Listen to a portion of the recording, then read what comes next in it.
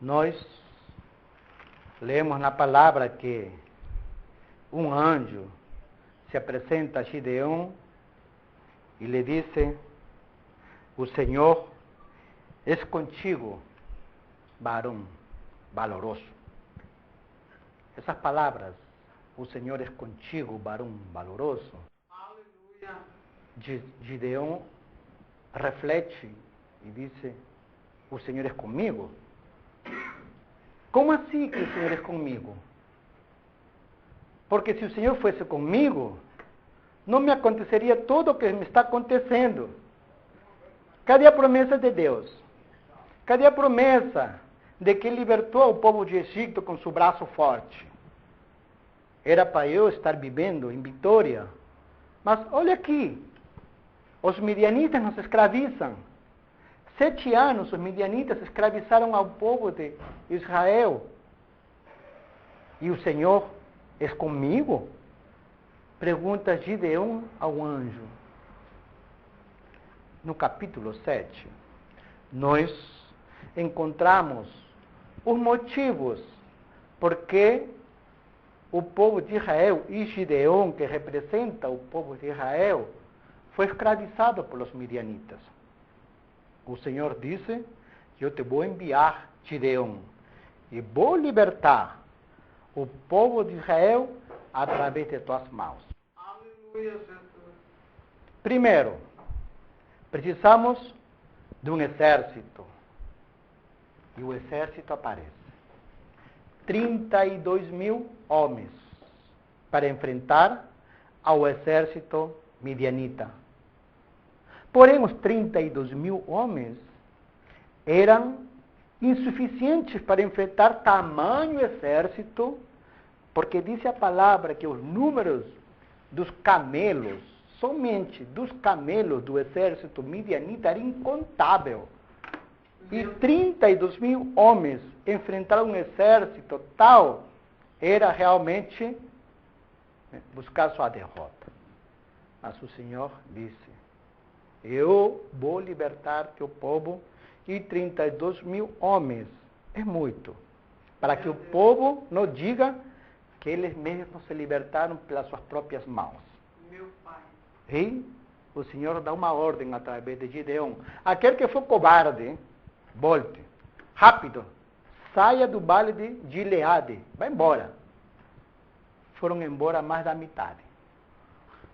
Mais da metade porque sabiam que não podiam enfrentar o exército midianita. Foram embora 22.000 homens. Somente ficaram 10.000.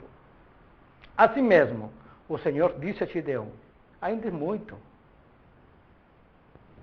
Vamos provar aos homens. Manda todo mundo descer e beberem água. Ao que eu te disser, este vem, ele vai vir. E aquele eu te disser, este vai embora, pode ir embora. Tu vais despedir ele. E do 10.000, disse a palavra que 9.700 homens se encurvaram para beber água. E somente 300 homens não se encurvaram para beber água. Estes 300 homens fizeram parte do exército de Israel para derrotar os midianitas. Glória a Jesus. Foi suficiente o exército? Não. O Senhor deu ferramentas de combate a esses 300 homens. Meu Deus. Deu uma buzina, deu um cântaro vazio, né? E uma tocha. Somente isso. Eles tinham a ordem de tocar essas 300 buzinas ao redor do arraial onde se encontravam os midianitas. Foram divididos em grupos de 100. E os 100 juntos tocaram, e o exército midianita começou a lutar entre eles mesmos. Entre eles começaram a se destruir. E o Senhor deu a vitória aos israelitas. Aleluia. E eles ficaram 40 anos Glória a 40 anos livres, depois dessa vitória. Aí agora nós pensamos, como que, ou qual é a lição que eu posso aprender? Como que eu posso derrotar os midianitas dos tempos de hoje? Cabe primeiro saber quem são os midianitas. Os midianitas são, ou representam, aquelas pessoas que estão na palavra, mas nos seus extremos. Quando a pessoa está na palavra, porém nos seus extremos, ela está na falsidade, quase na sensualidade da palavra. Um exemplo disto nós podemos ver quando os midianitas foram a seduzir o povo de Israel. Era uma coisa externa, sim, mas era uma coisa externa proveniente do interno. O entendimento da palavra deles era bem natural nos seus externos.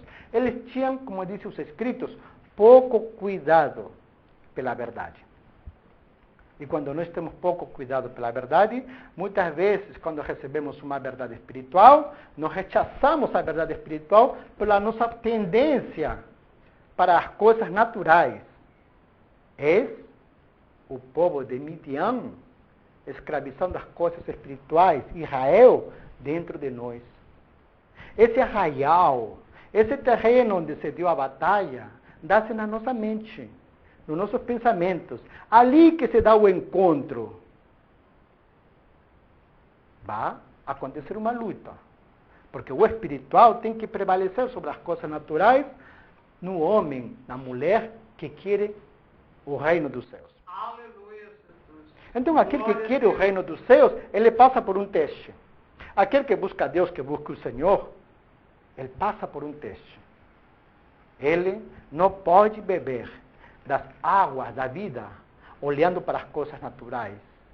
As águas da vida não podem ser bebidas olhando para o chão. Meu Deus. A água da vida tem que ser bebida olhando para Deus. Glória a Jesus. Este é o homem pleno. O homem que não se encurva, a mulher que não se encurva para beber a água da vida, ele é o homem pleno e é considerado como os 300. Não 300 de número, mas 300 porque o 300 representa o pleno. 300 representa um completo, tá igual como 3. Porque em 3 dias o Senhor completou sua obra, digamos assim, né? E em 3 dias ele ressuscitou, pleno. A medida da arca de Noé, 300 côvados, pleno, completo, exato, nem mais nem menos. Então, o homem pleno, ele também, digamos assim, é moral, correto, é civil, cumpre com suas obrigações, porém, ele é civil. Ele não estafa ninguém, não por medo de ser preso, não por medo de ser castigado pela lei. Ele cumpre não matar, não roubar, não mentir, não adulterar, não cobiçar, porque são mandamentos de Deus. É um homem pleno. É moral, é civil e é espiritual. Essa característica nos, digamos assim, como que nos faz parte dos 300, que vencem os midianitas, as coisas naturais, que quando se levantem, que são muitas, os midianitas muitas coisas naturais, são muitas, digamos assim, quando nós podemos nos formar, né, academicamente, como advogado, como cientista, como filósofo, como matemático, ou alguma profissão. Quando começo a fazer prevalecer as coisas naturais acima das espirituais, começa a dominar midianitas. E muitas vezes as justificações são muitas para não buscar a palavra, para não procurar a palavra, para não procurar muitas vezes a Deus, porque muitas vezes, a pessoa começa a confiar não em Deus. A pessoa começa a depender da sua carteira, começa a depender de sua conta bancária e Deus. Deus começa a passar a ser um mero acessório da nossa vida, ou da igreja também. Quando a confiança começa a ser trocada Midianita está dominando. Midianita está escravizando as coisas espirituais do homem. E somente nós podemos vencer os midianitas, não nos encurvarmos.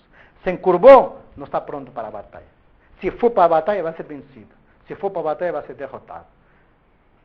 Logo, não posso entrar a uma batalha espiritual, que é a batalha da nossa regeneração. Diz: o céu se conquista com esforço. Né? O céu se conquista com batalha. É batalha.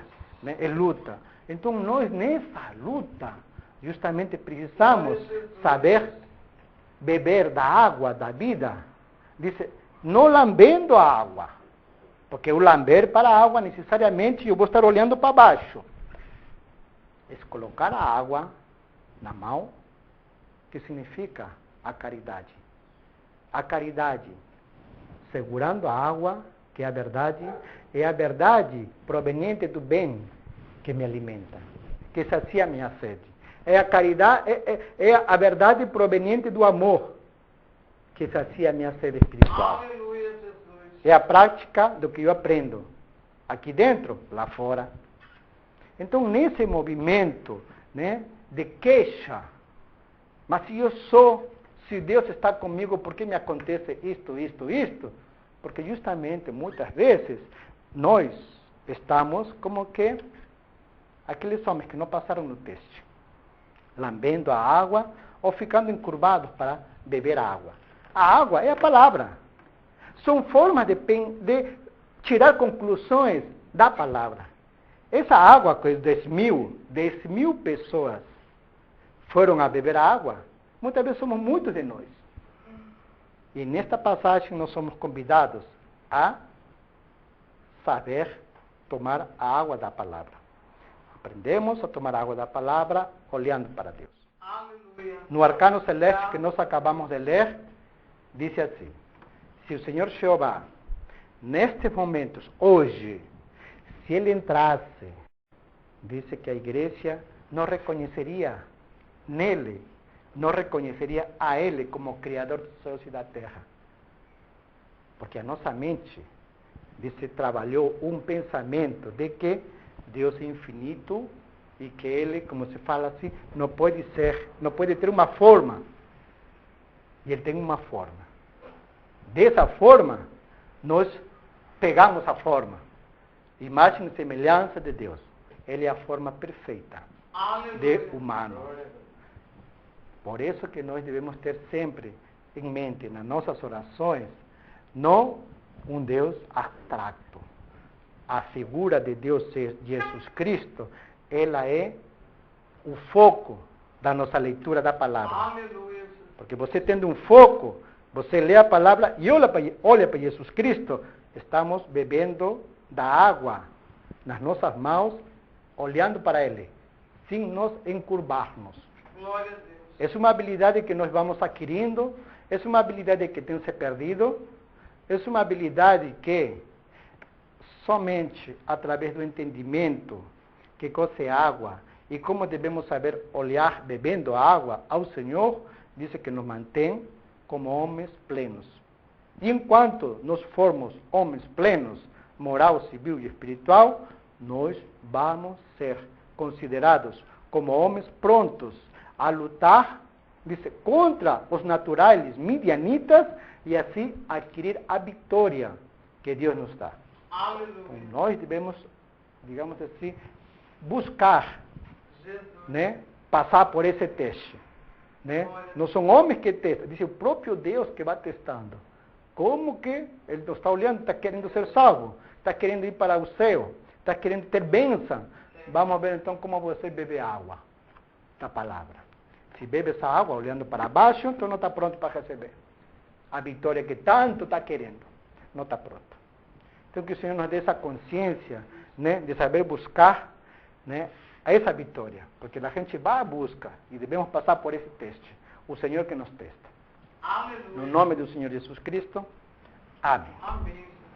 A salvação, a glória, a honra e o poder pertencem ao Senhor, o nosso Deus. Então, os midianitas representam isso externo, essa interpretação externa.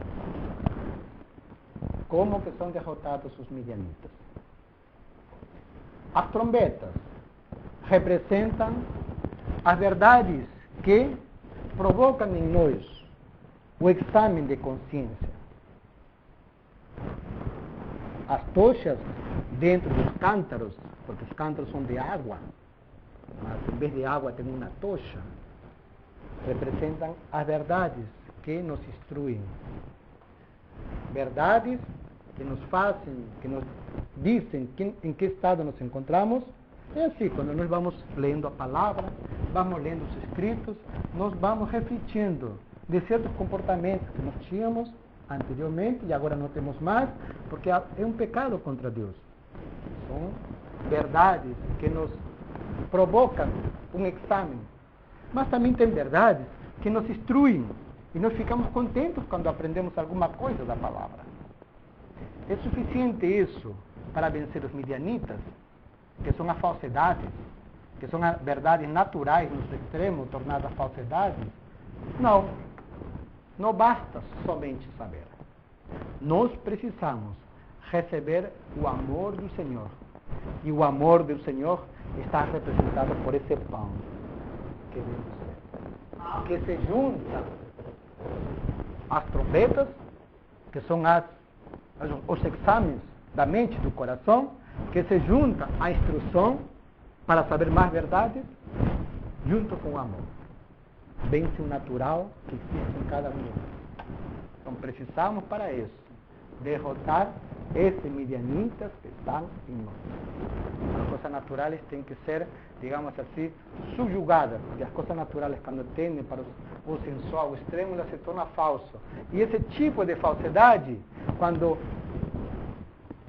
a sabedoria, do exame de consciência, quando a sabedoria que instrui junto com o amor, ela provoca nas falsidades um aniquilamento entre eles.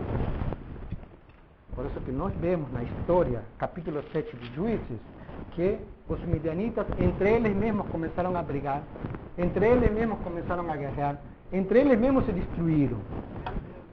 É a falsidade dentro de nós. Como devemos vencer os midianitas?